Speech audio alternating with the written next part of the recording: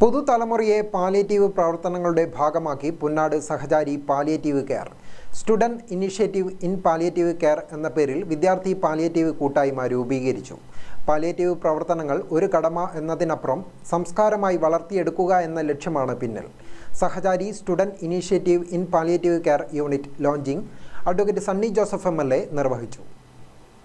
പ്രസംഗത്തെക്കാളുപരി സഹചാരി പ്രവർത്തനത്തിലാണ് വിശ്വസിക്കുന്നത്. പുന്നാടിനെ കേന്ദ്രമാക്കിക്കൊണ്ട് ഏറ്റവും നല്ല ഒരു പുണ്യപ്രവൃത്തിയാണ് സഹചാരി പാലിയേറ്റീവ് രംഗത്ത് ഏറ്റെടുത്തിട്ടുള്ളത്. 10 വർഷത്തിലേറെയായി ആ നന്മ നിറഞ്ഞ പ്രവർത്തനം ഇവിടെ തുടരുകയാണ്. നമ്മുടെ കേരള സംസ്ഥാനം ആരോഗ്യ രംഗത്ത് ലോകത്തിന് മാതൃകയാണ് എന്ന് അവകാശപ്പെടുമ്പോഴും നമ്മുടെ നാട്ടിൽ രോഗികളുടെയും അതിൽ തന്നെ കിടപ്പ് രോഗികളുടെയും മറ്റുള്ളവരുടെ സഹായം ആവശ്യമുള്ളവരുടെയും എണ്ണം കൂടി വരികയാണ്.